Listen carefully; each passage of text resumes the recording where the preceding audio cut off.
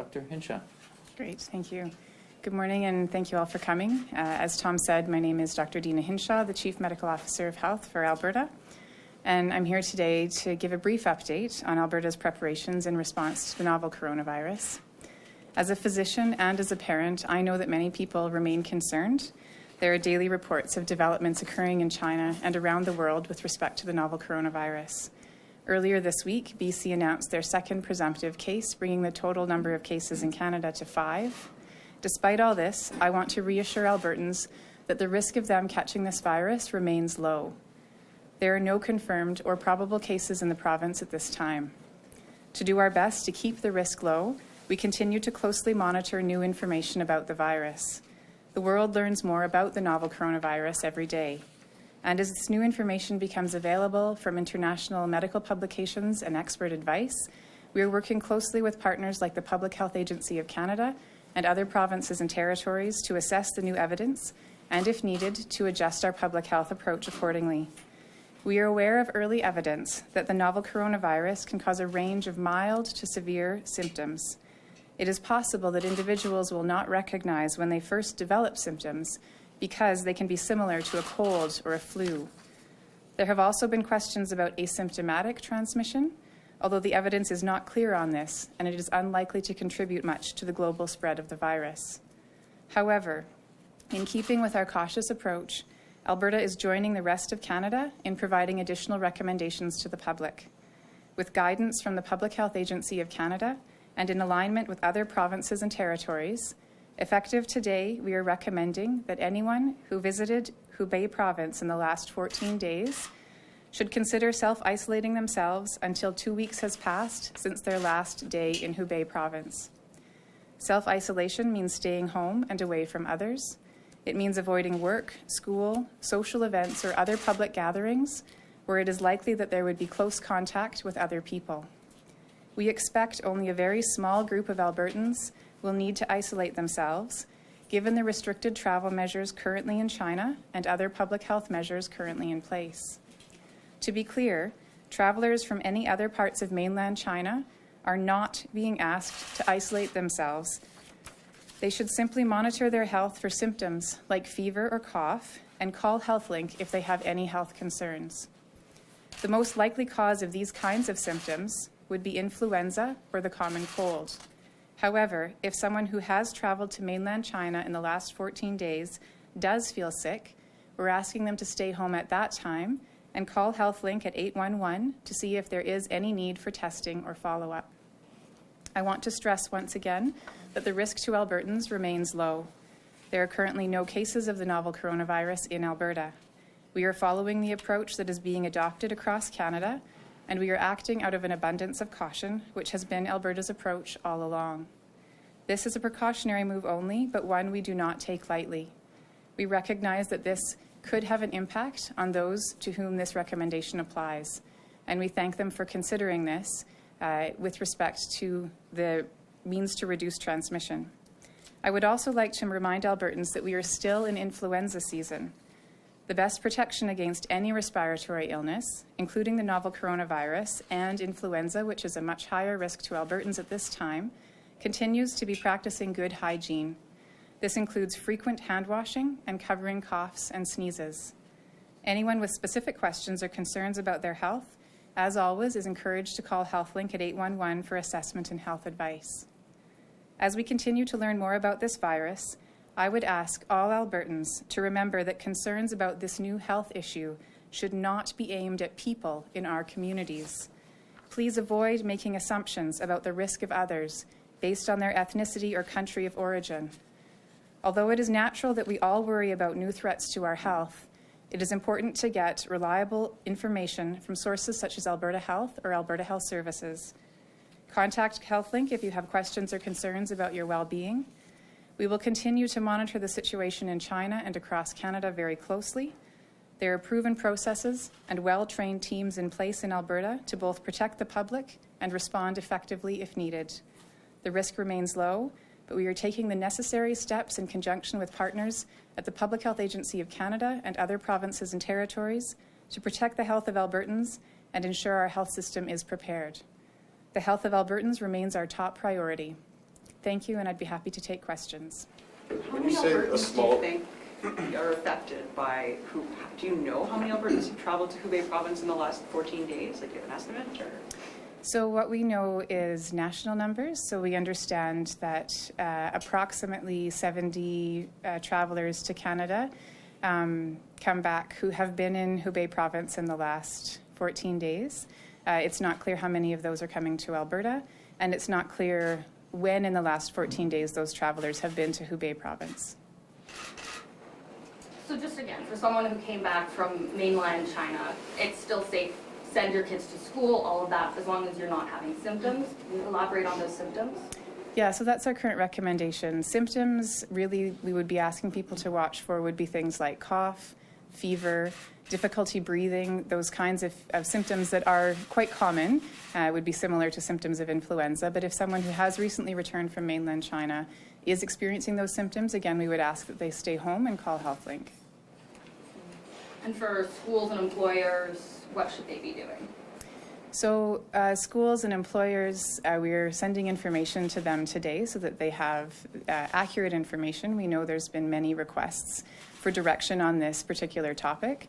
And so we ask that schools and employers would look to the information that's coming to them, would look to our website at alberta.ca/coronavirus to get information on the current recommendations.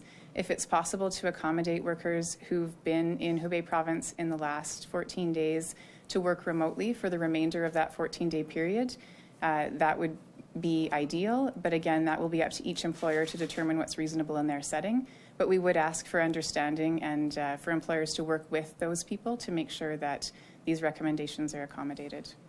So you're looking at 14 days total. Like, say you came back 5 days ago, you should self-isolate for 9 more days. Correct. It's not 14 days from the date of self-isolation. Correct, yeah, 14 days from the date they were last in Hubei province. This group of 70 travelers that you think maybe may include some Albertans, is that separate from the group of Canadians that we know is in Wuhan, which is in Hubei province? That's separate from the group that's being repatriated through the Canadian government flight. Yes, that's correct. These people are that may have traveled in Hubei province, but outside Wuhan. Correct. Yeah, we don't have any more information except that when they come into Canada and there's the airport kiosks that ask the question, have you been in Hubei province in the last 14 days? They click yes. So again, we don't know exactly where they've been, or maybe they were in Hubei province 13 days ago. It's not, we don't have that information. You can't say if they're from Alberta, you're just using the proportions, that there's good odds that there's at least some from Alberta, or do you know the number? Well, again, the recommendation that we're putting out today is following with the Public Health Agency of Canada, and they've spoken yesterday about this direction nationally that they're taking, and so we're really following along with what the Public Health Agency of Canada has recommended as the direction, and other provinces and territories, again, will also be, if they haven't already been making this recommendation, we will be aligned in this. So the reason that I'm wanting to be clear about this isn't so much that we think we have high numbers in Alberta, but so that we have consistent recommendations across the country and clarity for what people should do when they come back. We've got a couple of questions on the phone, so do you want to operator patch one through? Our first question comes from Dave Kaiser of 660 News. Your line is open. Thanks. Dr. Hinshaw, any word if anyone from Alberta was on the Diamond Princess or World Dream cruise ship? We haven't heard whether or not the affected Canadians were from Alberta or not. That's something that the federal government is dealing with, but no, we haven't heard about Alberta residents. All right, and hypothetically, if someone were to, let's say, come in through an airport and say that they have traveled to Wuhan, what happens then? Are they just told, hey, go home, don't come out of your house for 2 weeks, or, someone in a hazmat suit come out and wheel them away? So the federal government is working on border measures. As you likely know, what has been happening at airports where people return from flights to China is there is the screening question, and if people have returned from Hubei province in the last 14 days, what had previously been done is those people were provided a handout to encourage them to monitor for symptoms and to call the local health number in the province of their destination. And so at this point, what's going to happen is those individuals, when it may take a few days to get all the final measures in place at those airports, but they will be provided with, again, additional information about what self-isolation means, what they'll be recommended to do. If they have any symptoms, they will be asked to step aside and be monitored by a health professional. We have protocols in place. Again, the main airports in Vancouver, Toronto, and Montreal work closely with local health authorities so that if somebody does have symptoms, they're seamlessly transitioned into healthcare to get the appropriate assessment. And if they have no symptoms, again, they'll be provided with the information about self-isolation. The information will be provided to local public health authorities so that they can make contact with those individuals once they arrive at their final destination. What exactly does self-isolation look like, if you can explain that? Is it just not leaving your house, not even for groceries, or what's that look like? So there will be detailed information on the website, but in general what it means is avoiding places where you could come into close contact with large numbers of people. So we're asking people to stay at home as much as possible. If it's possible to get, for example, groceries delivered either by an online ordering service or potentially neighbors, it's certainly safe for people to bring things to the house. We're just asking that people not spend time in close contact with others. So again, it's really about avoiding those settings where they might be in contact with others. Again, mainly because what we understand is that the virus has a range of symptoms from mild to severe. And in a very early onset of mild symptoms, people may not necessarily associate those mild symptoms with an infection. And so this reduces the likelihood that those mild symptoms would start while they're out in a public place. With previous illnesses such as SARS and H1N1, social media wasn't what it is now. Mm-hmm. Is the government looking to reach into those social networks to sort of tamp down on misinformation, that kind of thing? And I guess, how do you address that rumors seem to be spreading about this illness that aren't true? Certainly, we're aware that there is a lot of misinformation out there, and we are working and constantly evaluating our approach to provide information through social media channels. So that's something we're very aware of, and again, doing our best to get information into those channels, evaluating if we're successful, and then trying new approaches if it seems that we need to do more. The thing that is really important that we're encouraging all Albertans to remember to check accurate sources if they have questions. If they see something that's being posted and they're not sure if it's true, we update our website every day and have the most reliable and up-to-date information there. And so again, would really encourage people, if they are seeing something on social media, to check if it's true before they share it, like it, comment on it, check back with a reliable source, and all Albertans can help us with this. We are taking it seriously in our communications plans, and this is something, again, that all Albertans can help us do by really checking back with reliable sources before they spread information. Got a couple more on the line. Operator, could you patch one through? Our next question comes from Jennifer Lee of CBC News. Your line is open. Hi, Dr. Hinshaw. Wondering about these folks that you're asking to self-isolate, who, what's being done from a public health perspective in terms of checking in with them and monitoring them during the self-isolation period? So again, what we're working on is that these individuals who we're asking to self-isolate, if they have any concerns or questions, should call HealthLink. So those who are already in the province to whom this applies. And then HealthLink can put them in touch with public health to have any conversation that they may wish to have about what's needed.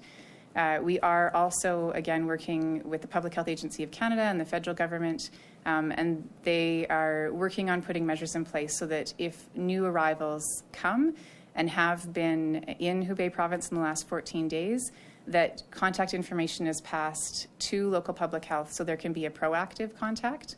And again, we're certainly reminding anyone who is in this situation, who's come back from Hubei province in the last 14 days, if they feel unwell at any time, they should immediately call HealthLink, and again would be put in touch with public health for a risk assessment, any testing and follow-up that might be required. Okay, sorry. Can I follow up on that? Sure. Okay, thanks. So just to clarify, in those cases, it's sort of up to the folks that are self-isolating to contact HealthLink if they have symptoms? And the follow-up will happen that way? Or will there be an active communication from public health perspective? So at this time, again, this is a precautionary approach that we're taking with a request for people to voluntarily take these self-isolation measures. So at this time, again, we're focusing on an initial contact, making sure that the people who are in this situation have an opportunity to have all of their questions answered, that they understand what they're being asked to do, they understand who they can call. But at this time, we are not planning on doing an active daily phone call reaching out to those individuals.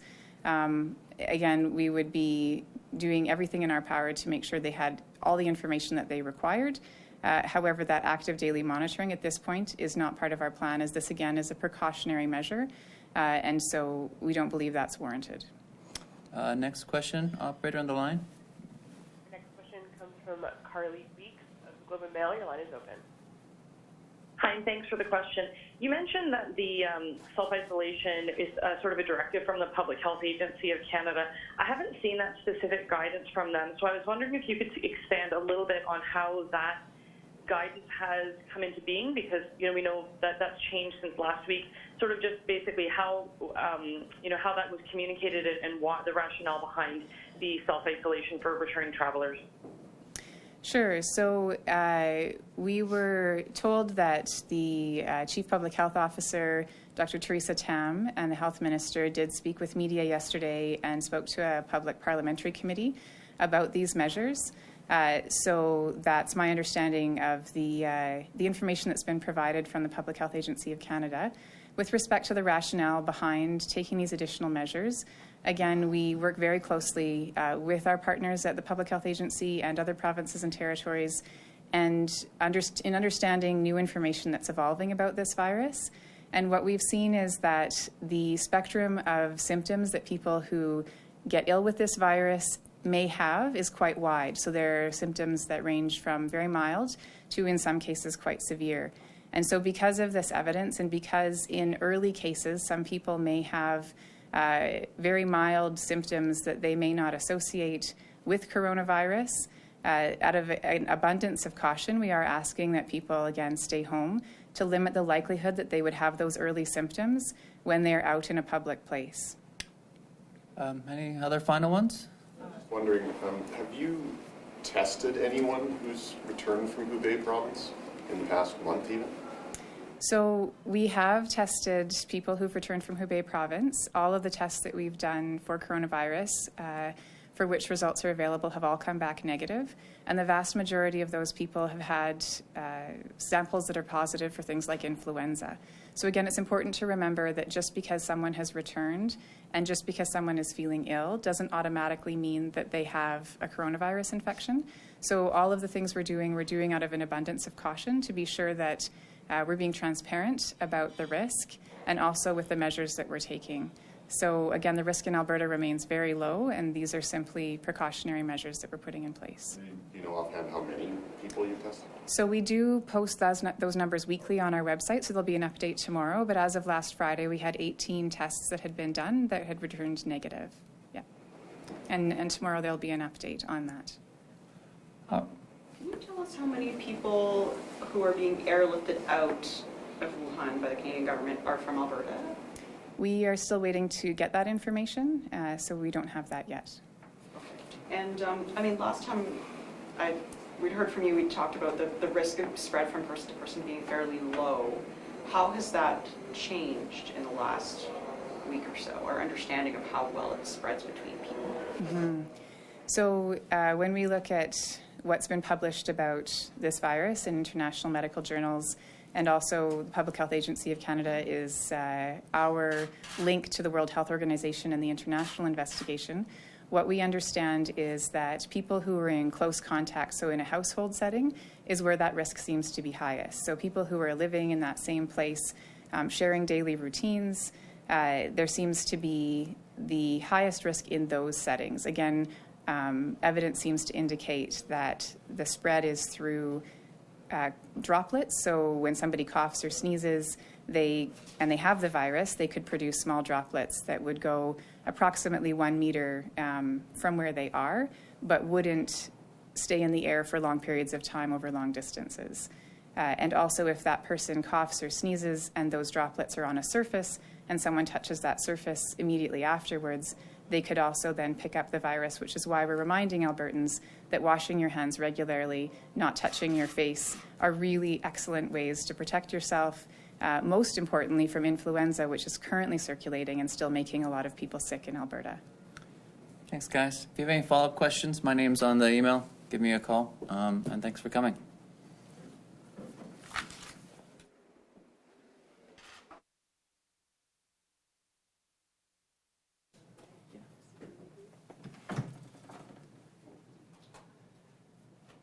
And as Dr. Hinshaw mentioned, we will be posting the next numbers of tests tomorrow.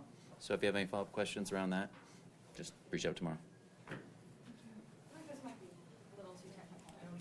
Well, I'm a comms guy, so I probably don't know the answer. I mean, for someone who